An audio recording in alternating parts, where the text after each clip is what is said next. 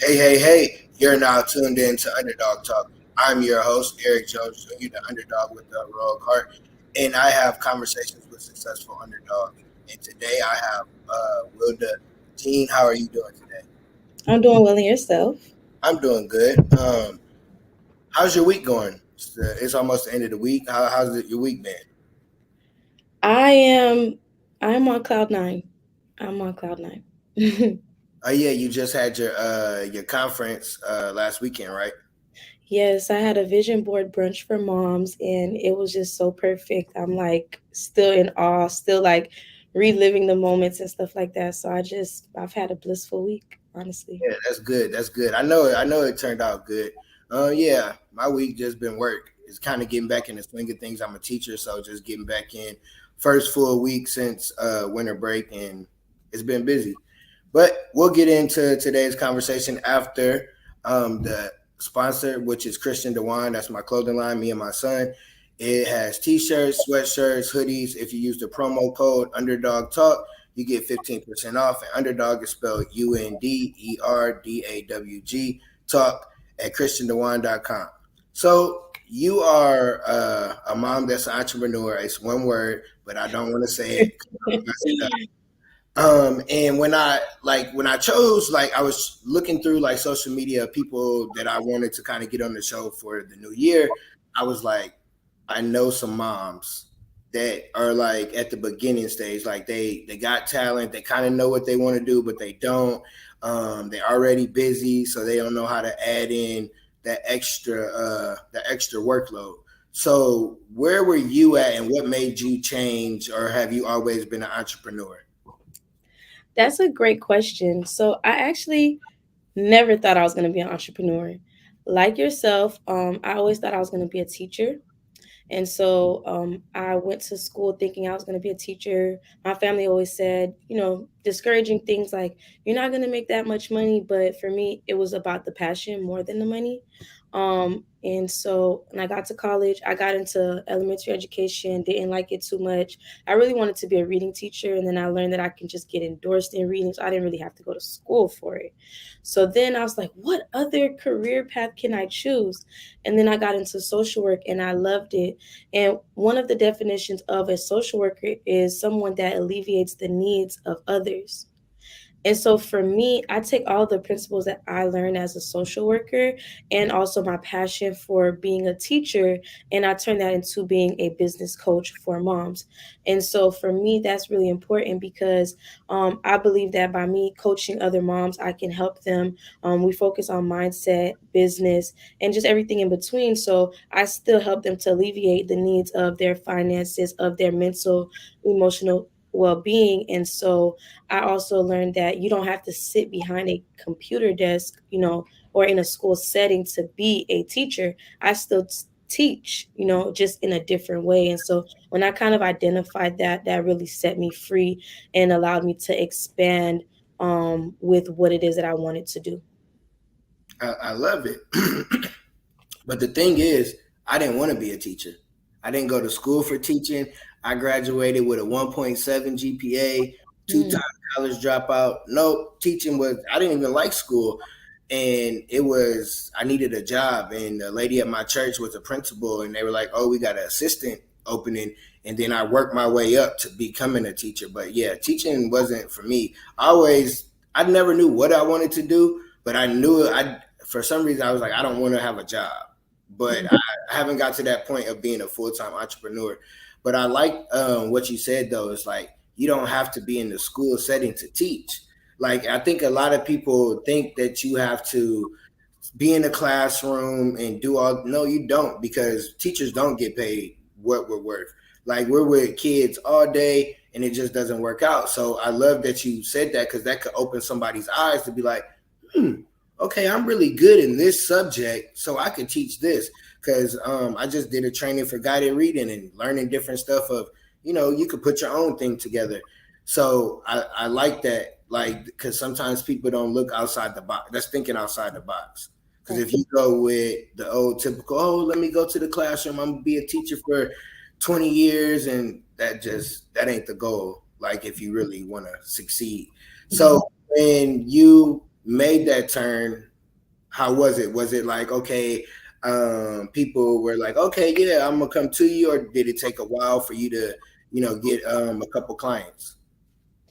So I will say that sometimes your environment can really determine if you will be an entrepreneur or not. If you're someone like me that didn't come from an entrepreneurship background and things like that, I know I always saw my best friend. She was always like a natural born entrepreneur, and I thought I was just going to be the 9 to 5 person. But I attended FAMU, and at FAMU, there was so much Black excellence.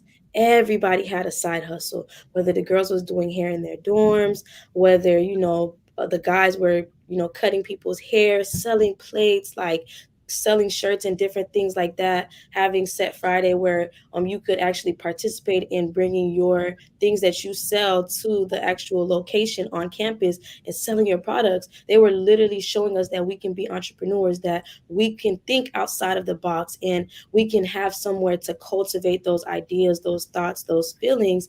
And so seeing that started to really open my eyes to, okay, like maybe I can do this. So I like sat there really hard and I was like, okay, well maybe I'm gonna like start a t-shirt line. I wanted to sell shirts with like spiritual quotes on it and things like that. Mhm. I didn't really get into it, but once I got pregnant with my son in my junior year of college, I realized that a 9 to 5 is not for me. Personally, it's not for me.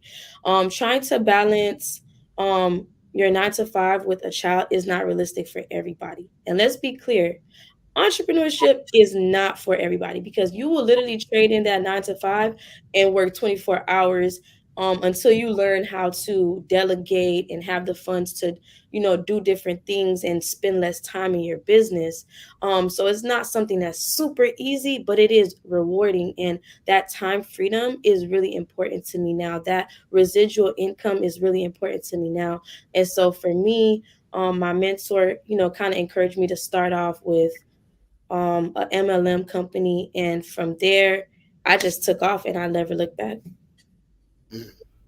I love that, because I think my sister, her best friend went to FAMU, and my daughter, she's looking to go to a HBCU. And it's like what you said is so true. Like sometimes when people go to college, you don't get around the right people. You get around the people that want to party and do all the stuff that maybe you couldn't do at home. Like you feel like, oh, I got that little freedom. I'm gonna go do this, but you're not around the people that's all right. We gonna do that, but we making money. We got a business. We knowing how to get an LLC, this and that, and you miss those opportunities because you're not in the right environment. So that's definitely true. Like getting around people that's just doing something positive makes you want to do something positive, and then that's how you kind of found who you wanted to be and what you wanted to do. So I love that. So you got a son, you starting your business. How do you manage times? Because I know it's moms out there like, okay, I got 2 kids, I got a job, I got a little side job, and so how am I supposed to do this? So what what did you do? How did you manage your time and like to be able to do the business, be a mom, and then still have time for yourself? That's a great question. So I actually have 2 kids now. So I have a 4-year-old son and a 2-year-old daughter. So it's a lot more work for sure. One kid is a lot, but more than one is definitely like the most. What I will say is that when I first started, being that I started in an MLM, it was a little bit easier because it's like on your time. So I would say if you can start there, like being a travel agent, selling detox tea, like little things like that, like even Mary Kay, things that you can do on the side, I would recommend those type of things only because it just gets your feet wet. If you don't have like the entrepreneurship already in you, but it's something that you want to cultivate, I would say those type of companies work because one, it's like on your own time, and two, I will say it taught me a lot about personal development, 100%. For me, I would say my experience wasn't really about the money. It was about the mindset and the things, the team building and being able to get out there and market yourself, right? So most MLMs are in the network marketing industry. And so when you think about it like that, I was the type of person that I didn't want to talk to somebody that I didn't know. I didn't want to like, hey, big head, let me DM you. I would just like stay to myself. But in that, they would push you to be like, hey, you got to try to talk to 100 people today. Talk to this much people today. Keep going, keep trying. Every no is getting you closer to your yes. Every no is getting you closer to your yes. And so as I continued to do that, I began to be more comfortable talking to people, or just learning how to have conversations at the grocery store, like being able to maybe have a jacket that says I sell Mary Kay, and you never know who wants that, and now you're able to have that conversation and potentially get a customer. And so I would say for me, because I'm a natural speaker, once I started to put myself out there, I was able to persuade people to become my clients. And so I had a few clients to start off, and as I continued to progress, I had imposter syndrome. I had imposter syndrome, and that did hold me back for a long time. And I would say, for those who don't know what imposter syndrome is, that's when you basically self doubt yourself. You find any reason to feel like you're not good enough, or why people won't want to invest in you, why people won't want to work with you, and things like that. And I will say, um, first and foremost, God is the first keys for me to have gotten through having imposter syndrome. And the next thing I would say is having a coach.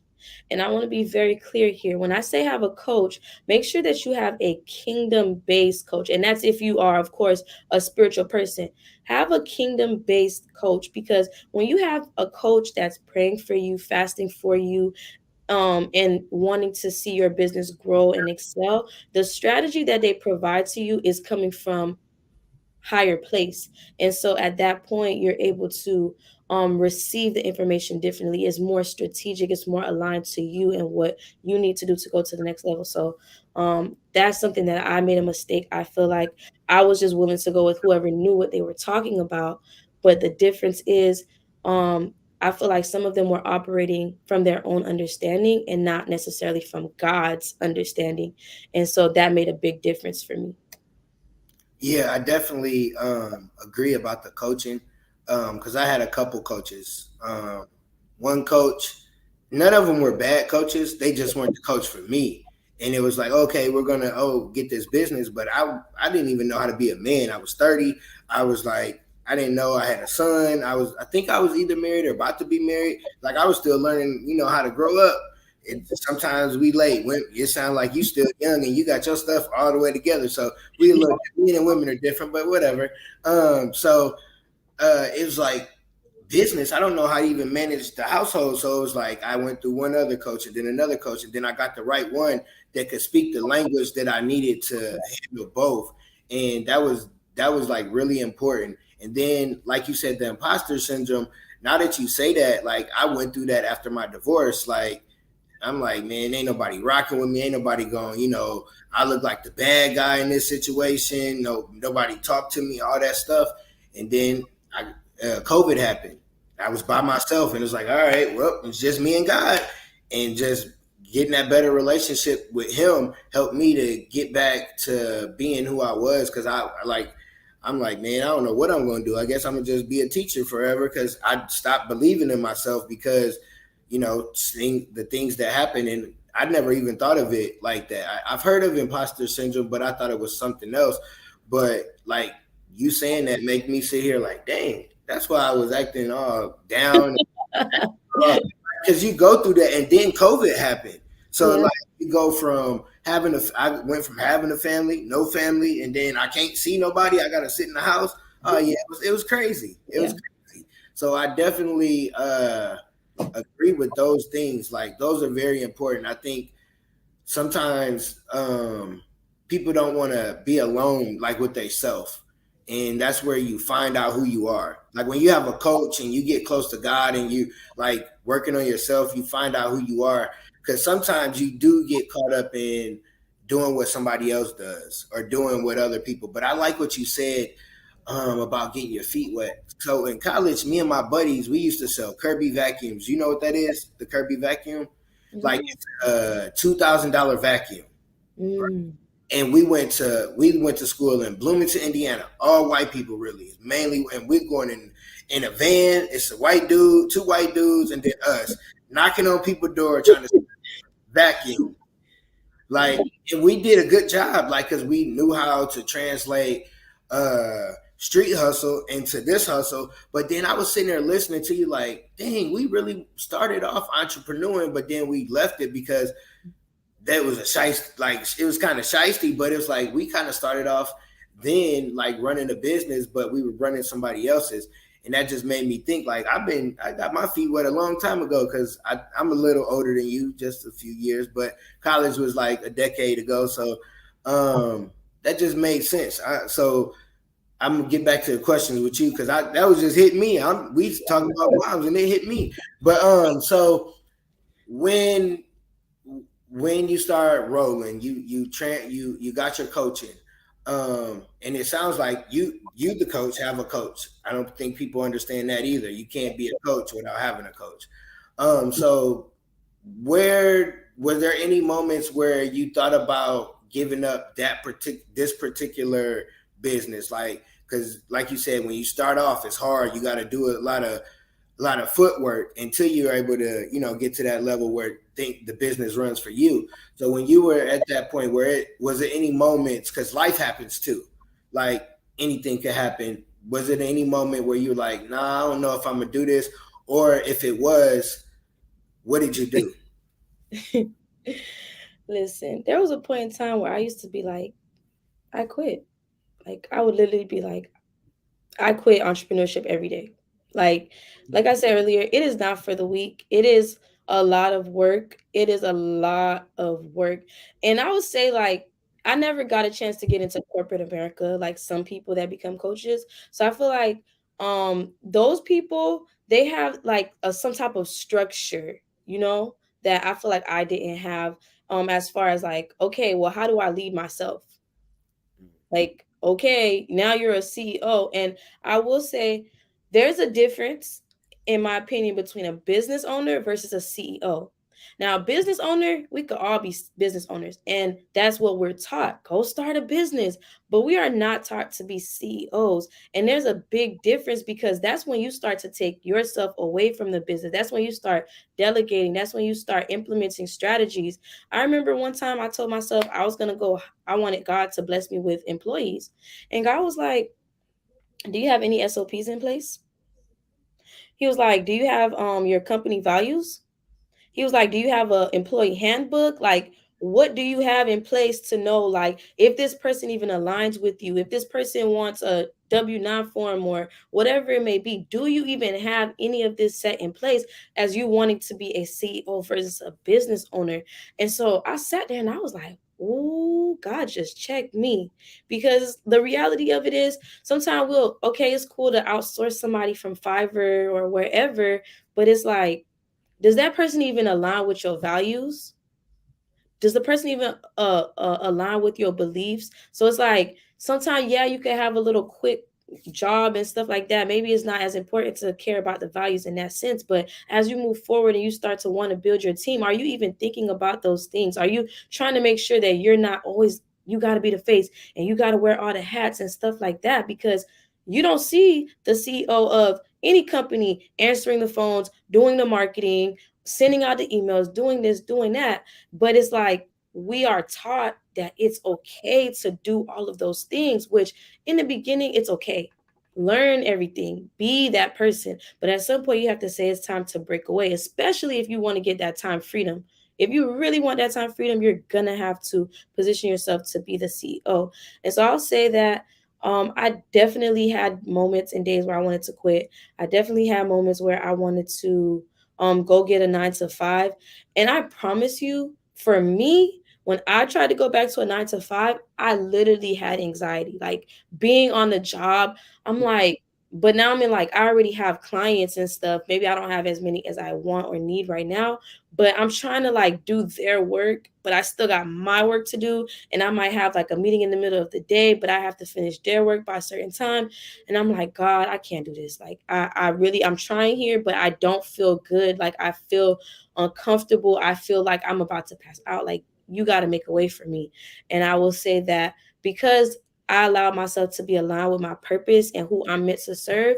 God honored that for me. So I would definitely say you got to make sure that you know that you're doing it for the glory of God. Again, this is if you are a spiritual person, you got to make sure that you're doing what God wants you to do. Because even my event on Saturday that you mentioned, I could not have expected it to be as successful as it was because of how my other businesses went. But because I was aligned with my purpose, because I was aligned with what God wanted me to do, it was extremely successful. Yeah, yeah. That's so true. Um, like it's moments that I want to, it's moments where I'm like, I'm still at the beginner's level kind of, and I'm like, how can I leave this job, because the job is distracting, but it's also helping me though on certain levels, like you said. Like with corporate, like I don't have structure when it comes to like when speaking, so I'm learning how to teach and come up with curriculum, and it's like, okay, I understand that, but it's like this job is in the way. Podcasting is what I really love to do, but I love speaking too. So it's like I have these different things, and it's only me. And like you said, I like Fiverr, but I don't, because it's like I don't know this person. Like this person live all the way over there. Like I don't know if they're gonna be able to feel how I want them to design it, because that happened before. Like somebody created something and I don't know, it didn't feel the same, and that's like you said, you got to have the same values and all that, and that's funny what you said, because we all, oh, I got a business, I got a this, I got a that, but nobody know how to run an actual business, like you said, on a handbook. Like, do you got this form, do you got that, do you know how to do a background check, do you know how to do all this different stuff, where the job that you were going to, they have that, and you want somebody to come work for you, but you don't have that. You don't have nothing. You just, well, girl, I got this business and I make this amount of money. If you help me out, I'm gonna give you a couple dollars. We'll come up with a couple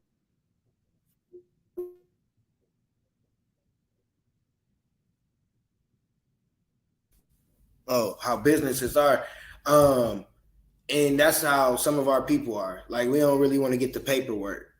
Like when you get the paperwork, that's when the paperwork, because this 3 letter word IRS. If you don't have your stuff together and they come about, it's not going to be good for you. So I love that you and God seem like y'all got a tight relationship, because He tell you everything that you're supposed to do, and it happens for you. So when you did your launch, because I seen that you were like, oh, I only got a certain amount of people, and then it turned out different for you. What was um what was that, like you said, you're on a high from that, like what is that feeling like to be able to help moms change their mindset and change who they are? Like how is it being able to help like moms, because it's, I mean, helping men is a little different, but helping moms, especially could be single moms, how is that for you? So I would say that about 3 years ago, God told me to work with moms after I gave birth to my daughter. So when I was in the hospital with my daughter, I literally had a C-section like a few hours before, and I had my laptop out, and I was so excited, like, yes, I'm gonna get work done. And then I looked back at that picture last year, and I was like, I'm not proud of that. I was like, this was an intimate moment that I would have loved to, like, of course I had my daughter with me, but it just was like I wanted to be fully submerged in that moment. But I felt like I had to be superwoman. I had to be super mom and prove to those around me like I'm not postpartum depression. I'm not like I am living up to my potential, like, and I'm a great mom. I'm a great business owner. Like, you can't take those things away from me. And so when I look back at it, I said, I don't ever want to do that to myself again. And I don't want any other mom to have to do that either, to have to deal with picking and choosing between making money or being there for their kids, whether it's for a school event or a birth or whatever that looks like. And so that really touched me. And so after, being an entrepreneur for 2 years, God was like, okay, now it's time. Like, hey, now it's time to work specifically with moms. I tried to fight it for a long time because I felt like, well, maybe I'll make less money if I just work with women in general. Coincidentally, most, if not all, of the clients that I was working with were moms, anyways. I was like, okay, God, you know what? Let me stop fighting this. Let me move into working with moms. And so this event for me was the first event in person that I hosted specifically for moms. And so it was a vision board party called Visions to Wealth, because the name of my company is Wealthy Mom Collective. So being wealthy for me, for my company, is not only about being wealthy financially, it's about being wealthy spiritually, physically, emotionally, mentally. And so when you can be all of those things, the money can come, right? And even the people that are wealthy, like celebrities, a lot of them unfortunately commit suicide. So we have to realize that the actual money itself is not the most important thing, because clearly, if it was about the money, these people will probably still be here. And so, with that being said, moving forward, with the event, I marketed the event for 1 week. I reached out to people in their DMs. I reached out to people that I thought was going to be interested. I reached out to people that I've worked with in the past. And I'm thinking, like, okay, I'm about to get sales. Like, this is a great event. Like, people know me. Like, what's going on here? Why do I only have one ticket sale?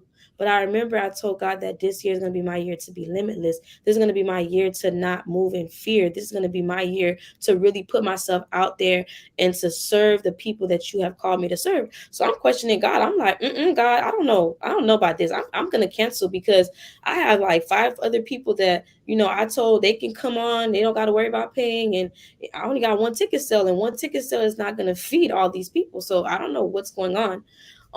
But I will say that there's a picture where the guy is mining, Mm-hmm. and he quits, right? And he's like right there, he's about to hit the diamonds.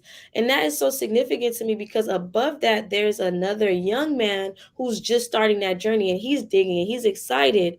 But my thing is, had he, the old man, kept going, then if that younger man ever gets discouraged, he would be able to encourage that young man, like, hey, I get it. I've been where you are. And I know that you might get frustrated. I know it might get discouraging, but keep going. And the reason why I mention that is because success leaves clues. I'm gonna say that again. Success leaves clues. What do I mean by that? You have to really study people that's been where you are, and you have to have wise counsel, because wise counsel is really what kept me grounded. I had my friends saying, let's pray. Before I could say anything else, let's pray.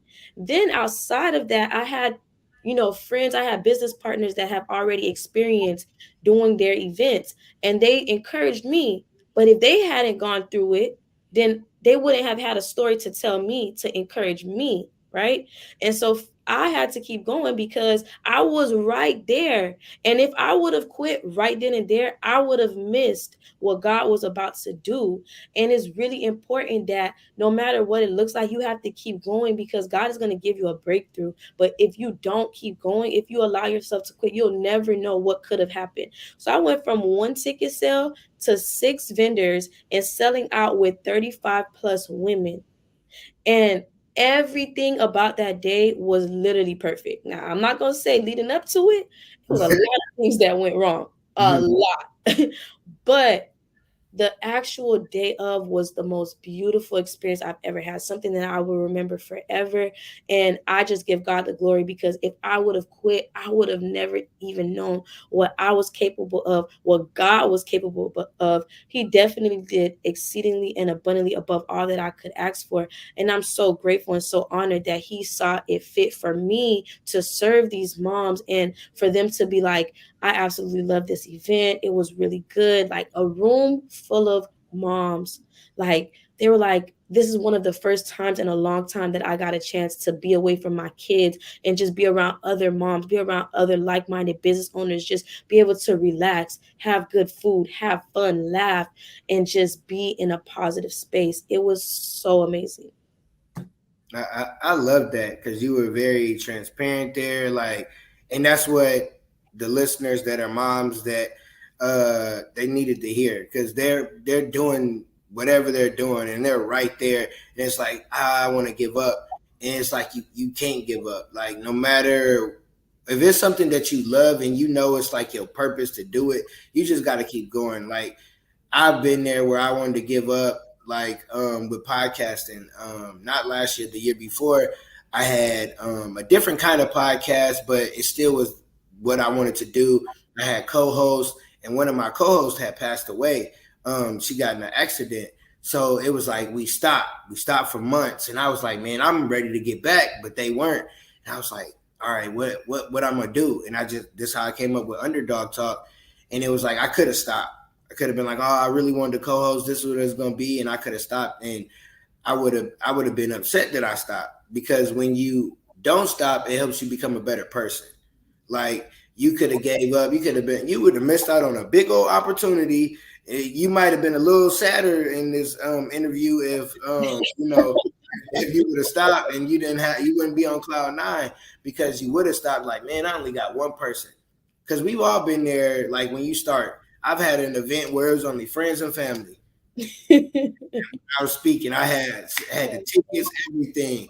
I'm like, all right, nobody here. I act like I ain't know. I didn't even know them. I was like, I don't know y'all. I'm about to give y'all this speech like everybody else, because it's the practice. It's the overcoming the adversity. And I love that you were able to like share that, because I know some moms gonna be like, dang, I was gonna give up too, because that's how success is. Like, you gotta study, like you said, study success.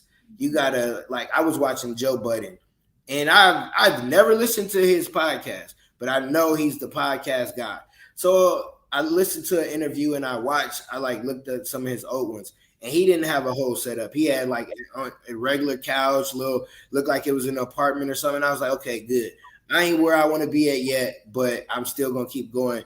And he's where he's at. So it's like, you got to look at other people and be like, and when you get there, when you're that person that was the underdog and you're the successful underdog, you're supposed to help that other person. Sometimes you don't want to help. You don't, and it does. The help doesn't have to be financial. It could be like, hey, I remember back then I was this what you need to do. Don't do this, but do this.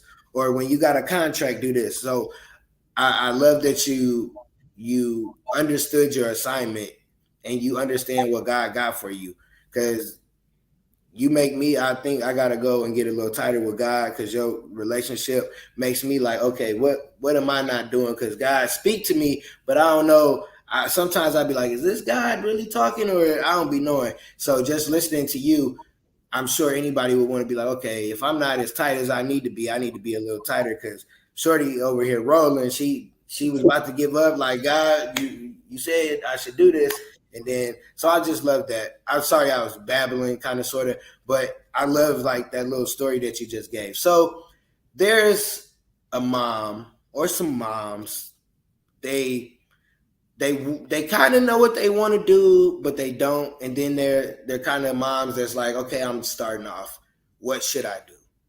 Can you give like 3 tips? I know that's kind of a two-part question, but those moms are kind of tired, not, but give those moms like 3 tips what they could do today when they listen to this episode. Absolutely. So I would say definitely after prayer, I'm gonna always put the prayer first. Um, then really sit down and identify what it is that you are good at or what it is that you're passionate about. I will say that there are different zones of genius, right? So there's 4 different zones, and each zone represents like things that you're not good at all. So don't even try to have this business. Like, what's something I'm not good at? Math is not my thing, right? At all. Like, just a little secret between you guys, like I probably would put 1 plus 1 in the calculator, right? Like, let's be real. But I wouldn't go and start a math tutoring program, because that's not in my zone of genius at all. Like, zone of incompetence. Like, I no, don't do it. And then you have the next level up, which is something that you could probably be good at, but still don't do it.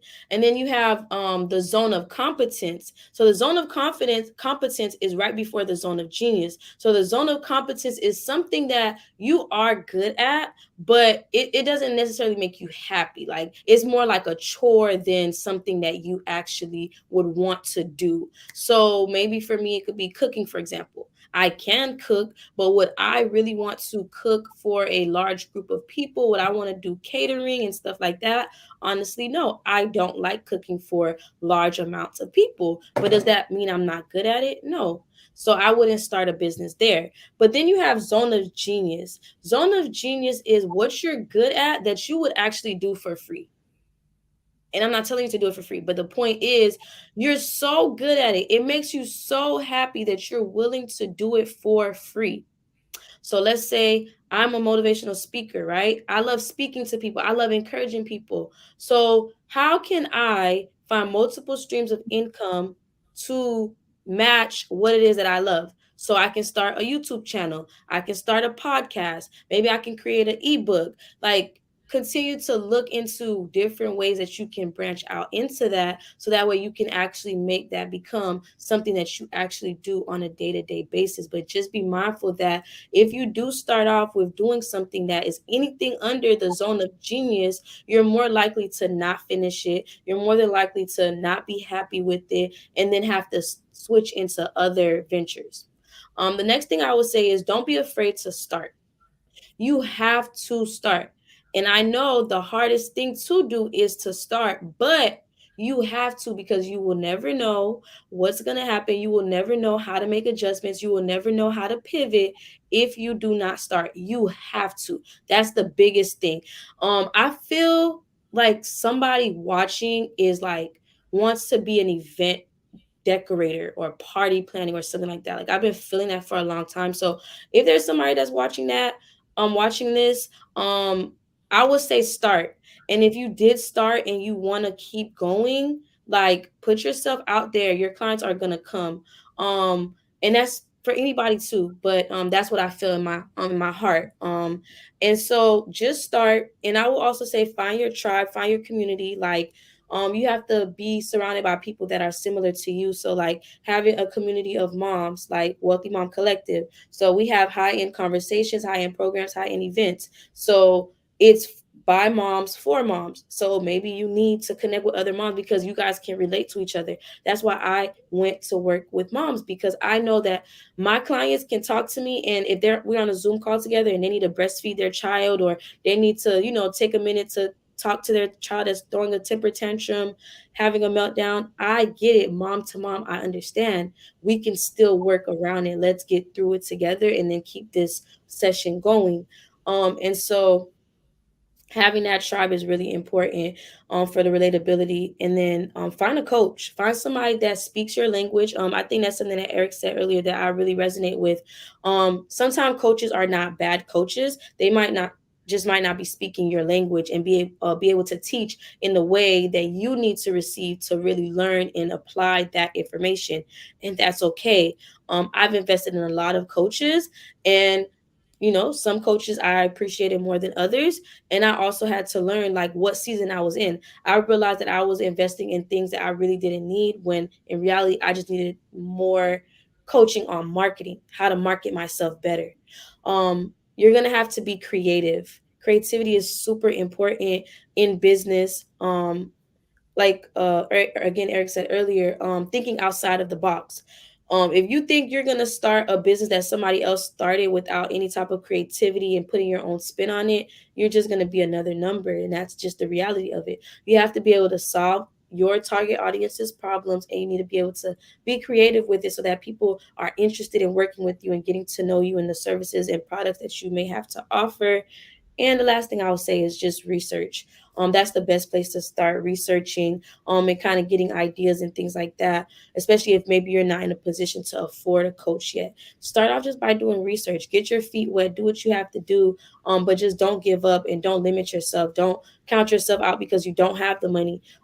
Sometimes we want to go to a concert and we don't got the money, guess what? We find a way to get the money. When I used to hear my coaches saying that, I used to be like, well, dang, but they don't know what I'm going through. But the reality of it is, if you want to get coached and you want to take yourself to the next level, you're going to find a way to invest in it.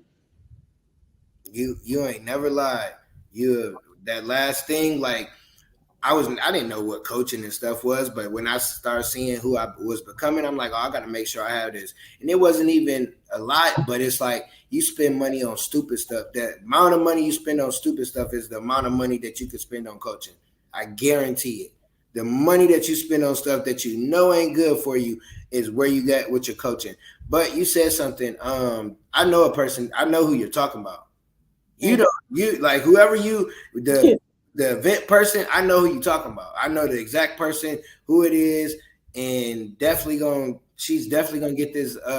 Your information in this episode might be for everybody else because she. Yeah, I already know who it is. That's crazy that you said that, and like Wait, look, that's not crazy. That's God. Listen, yeah, that's not crazy. Yeah, like you said, it's God, God and like I'm sitting here thinking, I'm like, oh yeah, God got something in store for her. Like she don't even know it. We having a conversation about her, and she don't even know it. But yeah, something in store for her.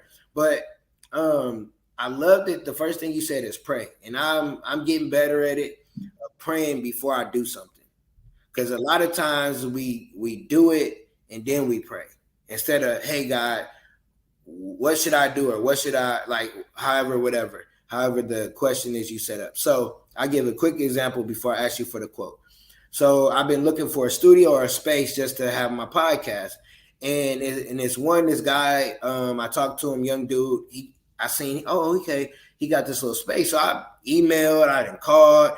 I'm reaching out to different places. I went to another place, and I looked at another studio. It's a little further out, and then some dude called me, and he like, yeah, this is Sound Space, and I'm like, what? Who is this? It's an Ohio number. I'm whatever, and I'm like, yeah, call me back in an hour because I was at work still. I was in meetings, so I was like, call me back in an hour. So he called me back about an hour and a half later, and it was really like the umbrella of all the like little podcast studios in different areas. He just had an Ohio number. He's like, yeah, I know a studio for you. It was a studio I was trying to reach. It was a studio that I've been wanting to go to. He's like, yeah, man, my bad. I've been out of town, so I ain't answered the phone. And I'm like, wow. Because I prayed about it. Like, God, I need you to show me which way, where is that? Because I want something that's stable. I want to hip hop around. And it was just crazy that happened like that. Like the guy called me. I forgot all that I signed up or whatever. But I love everything you said, and I love that you. I'm glad you said that because I know who to talk to, but the mom to talk to, and I know you got your quote because I shouldn't have told you earlier, but I did. So, what is your quote for moms? I know you. I'm sure it aims for moms. So I wouldn't say it's really a quote, but what I will say is that remember, first and foremost, I know that a lot of moms, we experience mom guilt. What is mom guilt?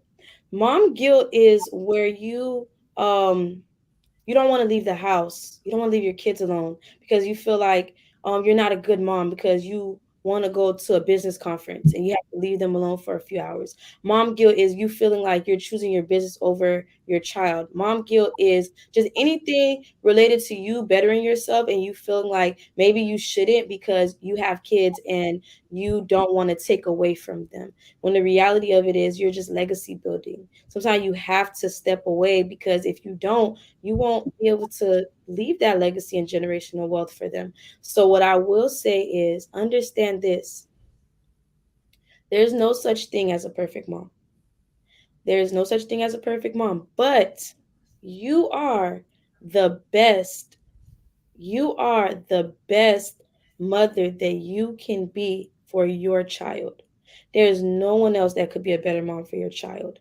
And so, it doesn't matter to me what worked, what didn't work in the past, what happened, what didn't happen, what age you had your child, how many children you have, how many jobs you were in the last year, how many failed businesses you have. I don't care what it looks like for you.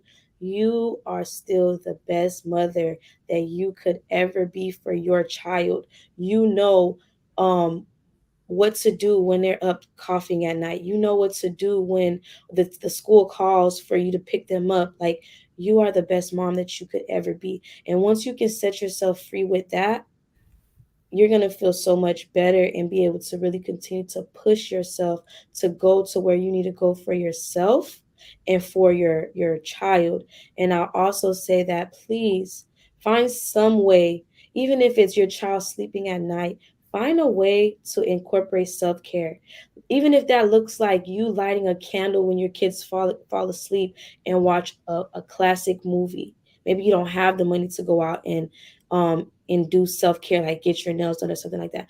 Find something to do for yourself that doesn't have anything to do with your kids, because you will not be able to be 100% for them if you don't show up 100% for yourself. You have to pour back into yourself. You have to pour back into yourself. It is imperative. Like, okay, drop the mic. We you got what you got to tell people how they can reach you first, because I like after that, like yeah, that like yeah. Okay, go ahead. Tell people how they can reach you, and then just a little closing word, because I don't need to say nothing no more. Go ahead. Yeah, so you guys can definitely find me on Instagram and Facebook at Wealthy Mom Collective. And also my personal page is Wilda the CEO. So either one is fine. You'll find me either way on either platform. And so that is on Instagram. Facebook, my name is Wilda Jean, but on Instagram is Wilda the CEO. Um, just get. I appreciate you. Like I knew you was gonna come with some knowledge, but like for real, like you can help anybody with this, not just moms, but like yeah, this probably gonna be a special episode, drop quicker than another one, because I just know like it's a bunch of moms in my head, and then the certain mom that you said like they need to hear this, and I'm sure it's more moms because you're vulnerable, transparent, and like really being able to help them, because as a mom it's hard. I grew up with a single mom, so sometimes like they had a mom guilt and they don't go and live out their dreams, and they wait too long, or they like, oh well, I'm too old to do this. No, you ain't never too old. But give us a closing word. I always let the guests say the last words before we get out of here. Absolutely. So what I will say is, for those of the moms that are already in business and feel discouraged, don't. Because honestly, I've been working and people are now reaching out to me. Like Eric reached out to me at the top of the year. I was not expecting to be on this podcast. And I'm honored and grateful that I have the opportunity to do so. But even as I'm sitting here, I'm like kind of holding back tears a little bit, because I'm just like, this right here is preparation, right? So if I would have gave up a long time ago, he would have never even like said, let me reach out to see if she wants to be on the podcast as a underdog, right? But this is preparation, because I'm gonna be on TV. I will be on TV. And this is like preparation for me getting interviewed on TV. Like, so it's like such a blessing, such an honor to be here, to be able to share my story, to be able to help inspire and motivate other moms and even other entrepreneurs that can, get a word out of this. So I'm just super grateful. Never give up on your dreams. Definitely continue to push forward, be encouraged, find your purpose, allow God to show you what way to go, and just know that I'm here to help, to serve, and just to be an inspiration to those that may be trying to find their way. I've been where some of you guys have been. I'm still going. I know Eric thinks I'm like probably like super close to God, but some days I'm hard headed. Some days I want God to come sit on my bed and be like, "This is exactly what you need to do." And when I don't hear that, sometimes I panic. But I will say praying and fasting has helped me a lot, and um, letting go of people as well. I'm not gonna lie to you. Once I switched to working with moms, that was like my first open door. But once I let go of certain people, my life has done a 360. Sometimes when they say everybody can't go with you, understand if you're ready to take your life to the next level, your business to the next level, you might have to reevaluate who's in your circle right now because they might be holding you back. And then I'm done. That's tough. I was gonna say my little ending, but I'm gonna say we're gonna run this back on TV because Underdog Talk is gonna be a talk show that's gonna be on TV. So we're gonna run it back. I don't know when, but we're gonna run it back and we're gonna be on TV and we're gonna get to look back on this interview. So I'm gonna speak that into existence. And on that note, peace, one love.